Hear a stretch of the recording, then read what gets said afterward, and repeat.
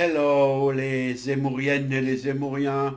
Voilà une petite vidéo qui se propose de demander vers quoi le monde peut-il se diriger ou vers quoi se dirige-t-il en fait. Dans les années à venir, il y a toutes sortes de signes qui vous montrent, sans se tromper, que nous nous dirigeons vers un monde d'intelligence artificielle, de contrôle social, de contrôle de l'individu. Je voudrais un peu vous faire un peu l'historique en quelques mots, hein. Euh, Ce qui caractérise le monde contemporain, c'est la liberté de penser qui est, comment dire ça, intrinsèque au protestantisme, où l'individu est, sur le plan religieux, il y a 500 ans, son propre pape, son propre évêque, son propre curé, son propre théologien, et ce qui explique qu'il y a 30 000 églises protestantes différentes. Et en Hollande, on dit lorsque trois protestants se rencontrent, ce sont trois églises qui se rencontrent. Donc nous avons ce type de pensée, et peu à peu, ce type de pensée a passé dans la pensée économique et politique, notamment anglo-saxonne, qui a influencé le reste du monde comme aucune autre pensée avant elle. Alors, dans ces pays protestants, vivent naturellement aussi des juifs, et parmi ces juifs à Francfort, avant la Révolution française, un, un fils d'Israël du nom d'Amschel Rothschild se met à faire des activités de banque. Avant, il était changeur d'argent, bijoutier, etc. Et son affaire commence à marcher du diable, parce qu'il c'est un homme d'affaires rusé, il s'est pensé, il s'est organisé, etc. Donc il a, si ma mémoire est bonne, six fils, et les six fils d'Amschel Rothschild vont se disperser dans toutes les grandes capitales économiques européennes. Alors, au moment où Bonaparte ruine la France par ses guerres, eh bien, les Rothschild prêtent de l'argent à tout va, à l'Angleterre, même à la France, il n'y a aucun souci, hein. Ils n'ont pas de patrie et pas de nation. Et un certain Nathan Rothschild met en place, avec ses frères aussi, hein, tout un relais de personnes, de messagers qui l'informent sans arrêt sur ce qui est en train de se passer, là où il y a une guerre, etc. Et ils mettent au point un système de pigeons voyageurs extrêmement efficace. En juin 1815, il ne faut pas que je me trompe de date, a lieu la bataille de... Pas la date non, mais le mois, je crois que c'est en juin, a lieu la bataille de Waterloo. Et Nathan Rothschild, qui est un homme extrêmement influent à la bourse de Londres, il se tient là et avec la mine défaite, et tout le monde l'observe, et il donne l'ordre de vendre les actions qu'on appelle les consuls à l'époque là. Donc tout le monde se précipite pour vendre ses consuls. Lui, il s'est fait une réserve d'argent ailleurs parce qu'il savait déjà que l'Angleterre avait gagné à Waterloo grâce à des pigeons voyageurs. Donc il donne des fausses informations volontairement pour ruiner la bourse anglaise, et il va faire un bénéfice de 20 fois euh, son investissement, pardon. Donc il va devenir considérablement riche, et ses frères vont pratiquer un peu les mêmes, euh, comment dire, les mêmes stratégies de mensonge, en disant là il y en a un qui a perdu, ou alors quand il y en a un qui a gagné une bataille pendant tout le 19e siècle ou une guerre, eh bien ils savent où investir parce qu'ils sont extrêmement renseignés par rapport au cabinet ministériel. Ça, il faut bien comprendre. Alors maintenant, vous allez sur Wikipédia, ils disent que c'est une légende. Non, désolé, parce que quand vous regardez les papiers de la bourse de l'époque, vous voyez très bien que Rothschild était informé au moment de la bataille de Waterloo avant tout le monde. Et le seul moyen, c'était évidemment les pigeons. Voilà, donc on en arrive au 21e siècle. Ces groupes bancaires sont devenus tellement gigantesques qu'ils sont plus riches qu'un continent. Donc une minorité de gens ont plus d'argent qu'un continent. Et que les trois quarts, que même les 90% de l'humanité. Alors,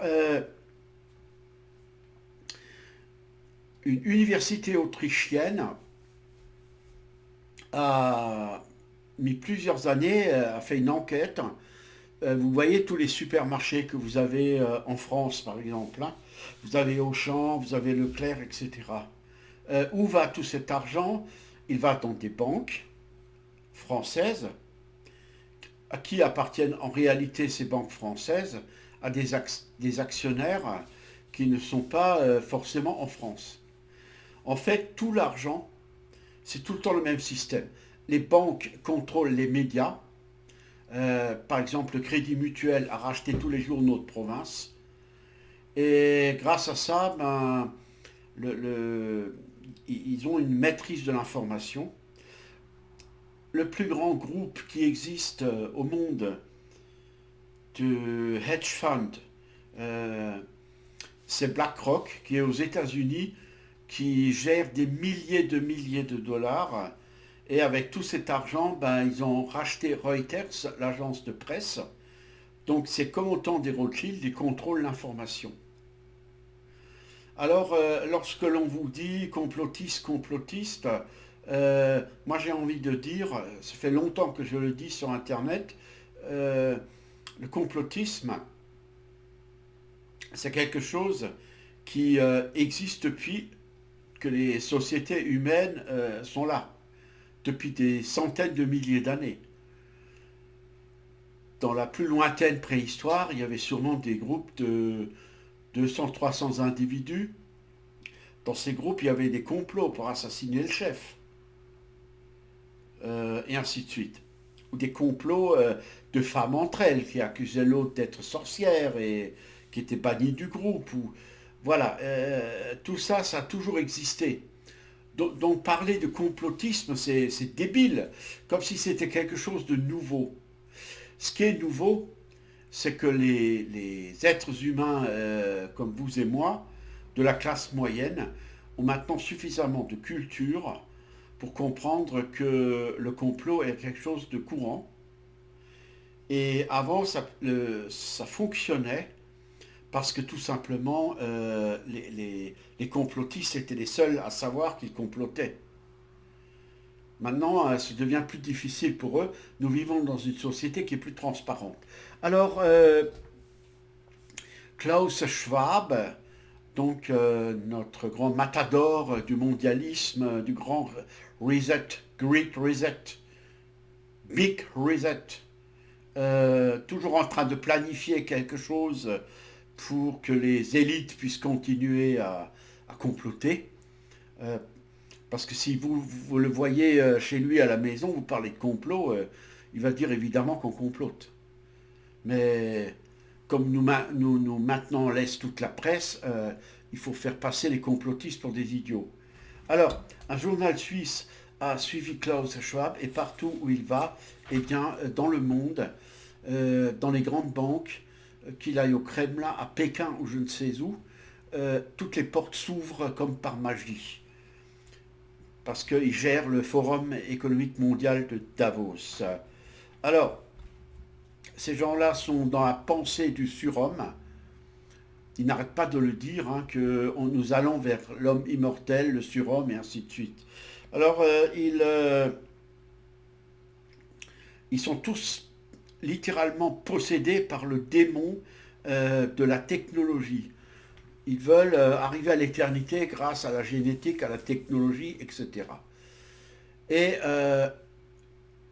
personnellement, je pense que cette crise du Covid a été provoquée parce qu'ils ont besoin d'énormément d'argent. Il faut pouvoir payer des millions de chercheurs à travers le monde. Et comment payer ces millions de chercheurs? Mais avec l'argent de Google, de Facebook, etc. Tous ces groupes ont investi dans la recherche génétique, technologique d'un très haut niveau, d'un niveau qu'on ne soupçonne même pas. Le directeur adjoint de Pfizer, qui a d'ailleurs démissionné, expliquait qu'ils avaient mis au point des, des nanopuces, ça paraît à peine croyable, qui ont la mémoire vive de 7000 ordinateurs. Et ce n'est qu'un début. C'est-à-dire, vous avez en vous une puce qui a la capacité, que vous ne voyez quasiment pas, euh, qui a la capacité d'intégrer le, le- la mémoire vive de 7000 ordinateurs. Je dis ordinateur, non, il a utilisé de smartphone, enfin de téléphone. Bon, c'est quasiment pareil. Alors, comment ont-ils procédé ces dernières années? D'abord, ils ont dit, ah, c'est fun d'avoir des puces électroniques dans les vêtements. Quand vous mettez les vêtements, ça calcule la météo, ça calcule le taux de fièvre que vous avez, ça calcule le fait que vous soyez triste ou pas, et ainsi de suite. Hein, on a mis ça dans les vêtements d'abord. Alors, les francs-maçons ont toujours procédé comme ça, parce que j'ai écouté une conférence du responsable du Grand Orient de France dans le Grand Est, d'un responsable, et il a expliqué que Simone Veil, pour l'avortement, pour faire passer la loi, elle est allée pendant 20 ans dans des loges maçonniques où ils ont réfléchi sur la manière de présenter la chose. Et la meilleure manière, c'est avancer à pas de loup. Hein, tous les 6 mois, vous avancez un peu dans, dans- dans les lois sur l'euthanasie, dans les lois sur, ben là, la fois là, c'était sur l'avortement, toutes les lois sociétales, on vous présente ça d'abord comme quelque chose de dangereux, qu'il faut, euh, qu'il faut contrôler par un comité d'éthique. Le comité d'éthique, peu à peu, sert de moins en moins, mais il est quand même là. Alors il donne son avis, et l'avis, au fur et à mesure que les choses avancent, l'avis se modifie. Il y a des gens qui ont, euh, pour, pour, euh, pour la fin de vie, ils ont écouté toutes sortes d'avis de comités de bioéthique, et peu à peu, les membres étaient changés d'ailleurs, et on, on- comment dire, on commence par du sucre, ensuite on met du sel, et à la fin, vous mettez du poison, et vous n'avez rien compris au film. On vous acclimate. Mais le but final est déjà pensé. Trop d'hommes sur la terre, trop de... Eh ben à la fin, ben d'abord on va dire, ah ben, c'est vraiment que dans des cas exceptionnels, naturellement, l'euthanasie. Après, ben, il y a une faillite boursière, donc les vieilles personnes coûtent trop cher à la sécurité sociale. Donc on va absolument les euthanasier parce que sinon les hôpitaux vont faire faillite. Et après, ben, euh, ça va être les salariés qui sont au chômage de plus de 6 mois. Ça coûte trop cher à la société, qu'est-ce qu'on va en faire? Mais ça va se faire sur plusieurs années, hein. Et tous les jours, on vous bombarde d'informations qui vous présentent tout ça comme quelque chose de tout à fait normal. C'est ça qu'il faut bien comprendre. Alors, donc on a mis les puces dans les habits. Ensuite, on est en train de montrer euh, toutes sortes d'influenceurs YouTube et autres qui commencent à se les faire mettre dans la peau. Et Klaus Schwab, il a tout à fait dit que le but final, c'est de mettre la puce dans le cerveau. Pour, comme ça, vous penserez à un numéro de téléphone, et la puce va activer votre téléphone. Plus besoin de le faire à la main. Alors, vous avez toujours aussi Le bonbon, en fait, empoisonné, il est enrobé de ce sucre en disant, ben, c'est pour vous faciliter la vie, c'est pour le bien de tout le monde. Staline disait, ben, c'est pour le bien de tout le monde qu'on va mettre les gens dans les goulags. Mao disait la même chose, c'est pour le bien de la Chine qu'on va en exterminer quelques-uns. C'est toujours le même fonctionnement, pour le bien. L'enfer est pavé de bonnes intentions, hein, ne l'oublions pas. Alors, on, on finit par aboutir peu à peu à un univers de métaverse. Alors c'est un... Comment on appelle... Ah, je cherche le terme maintenant. Bon, ça va en revenir. Une invention de mots. Hein. Euh, et donc, c'est méta plus... pardon, méta plus univers. Hein.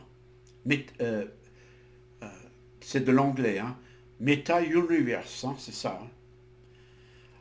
Donc, dans les années à venir, dans les 10 ans à venir, on n'aura plus besoin de maçons. Les imprimantes 3D construiront les maisons. On n'aura plus besoin de professeurs.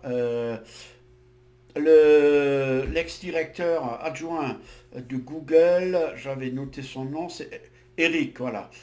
Eric Smith a été appelé par le maire de New York en disant, écoute Eric, on est dans le même club de secret, de think tank, hein, de club de pensée.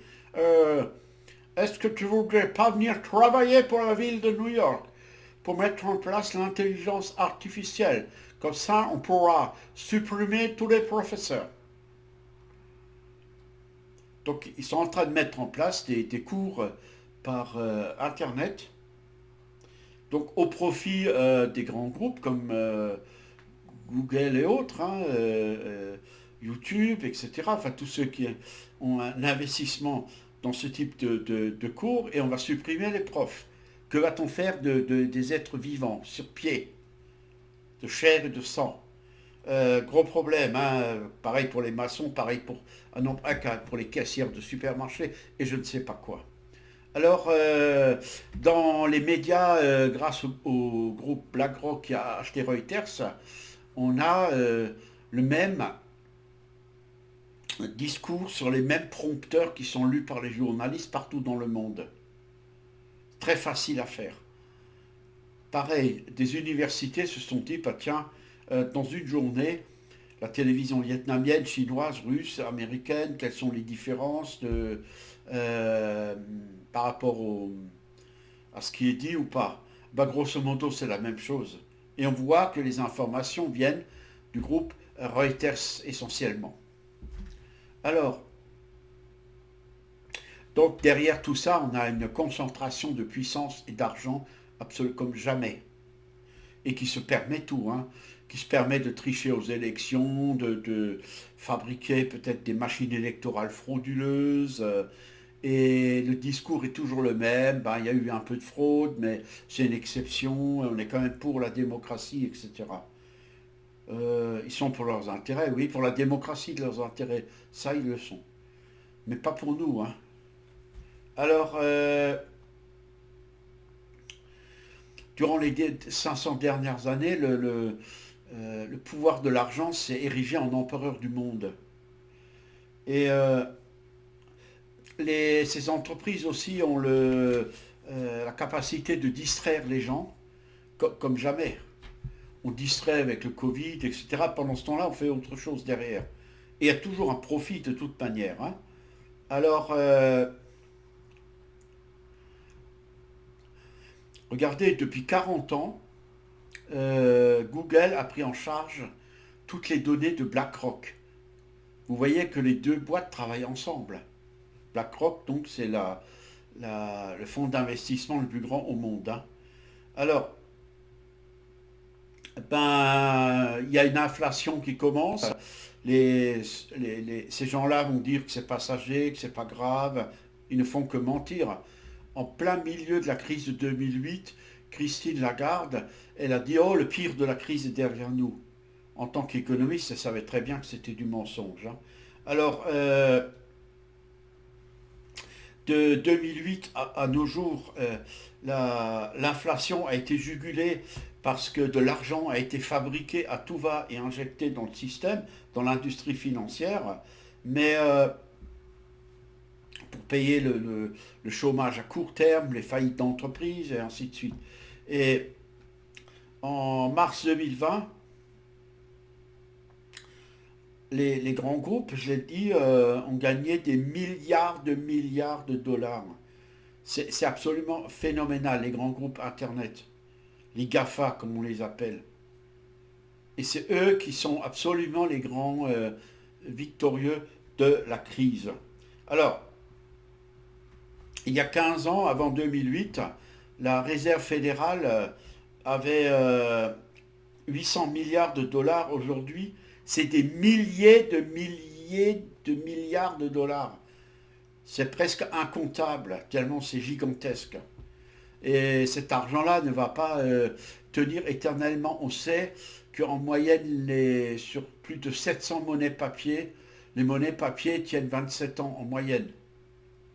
La livre sterling, qui est une des plus vieilles monnaies au monde actuellement, elle a perdu 99,5% de sa valeur initiale.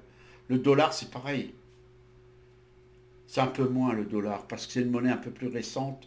Mais voilà, donc il est possible, pour toutes ces raisons, que le prochain reset, comme l'appelle Klaus Schwab, peut être terrible. Et ce qui va se passer, c'est que nous vivons dans des sociétés où vous avez deux types d'individus en Occident.